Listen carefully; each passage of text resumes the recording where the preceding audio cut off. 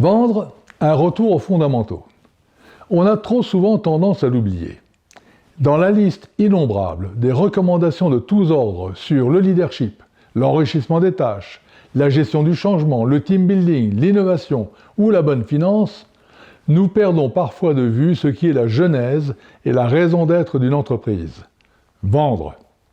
Quelles que soient les qualités d'un entrepreneur, sa créativité, son courage, sa volonté, elles seront de peu de poids s'il s'y ajoute la soif de vendre à toutes les étapes de sa croissance, car, aussi sophistiqué que soit son produit, une entreprise est d'abord une machine à vendre.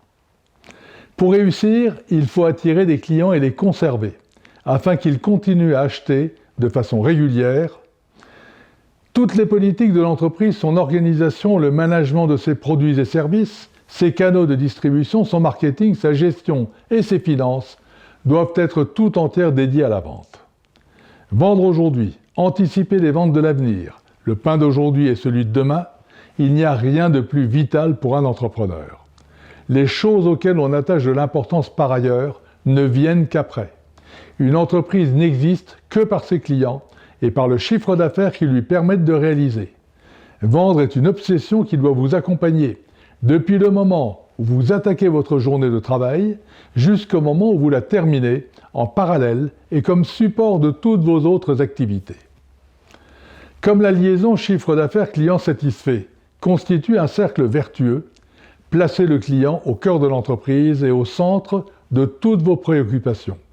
Parlez avec ses mots et oubliez votre jargon professionnel. Mettez-vous dans sa peau pour ressentir comment il vit son expérience avec vous. Diffusez par tous les moyens possibles sa voix dans la totalité des secteurs de l'entreprise. Apprenez à bien le connaître en sachant d'abord qui il est vraiment.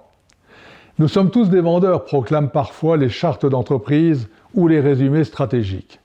Oui, mais certains sont plus vendeurs que d'autres. C'est sur eux qu'il faut capitaliser. Donnez-leur de l'importance, félicitez-les régulièrement, affichez leurs résultats et récompensez-les pour leur succès. Promouvez-les à la première occasion pour que chacun dans l'entreprise mesure que vos critères privilégiés sont la vente et la satisfaction du client. Décidez que la norme d'évaluation du succès des uns et des autres repose dans sa plus grande partie sur la façon de traiter le client.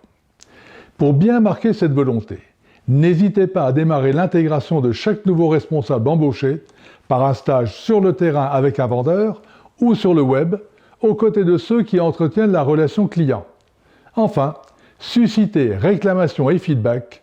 Les clients se plaignent rarement et vous quittent souvent sans un mot.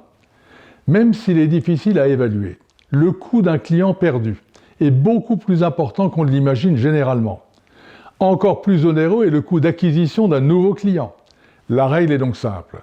Pour éviter de les perdre, il faut absolument encourager vos clients à vous parler, à vous critiquer, à vous transmettre leurs souhaits. C'est parfois un peu fort de café à entendre ou à lire, mais les organisations ayant toujours tendance à préférer préserver l'ordre établi plutôt que de servir le client, vous avez besoin d'eux pour vous aider à rendre votre entreprise plus agile et mieux dévouée à leur service. Car ainsi que le professait Arthur Schnitzler, perdre une illusion, c'est s'enrichir d'une vérité. À bientôt.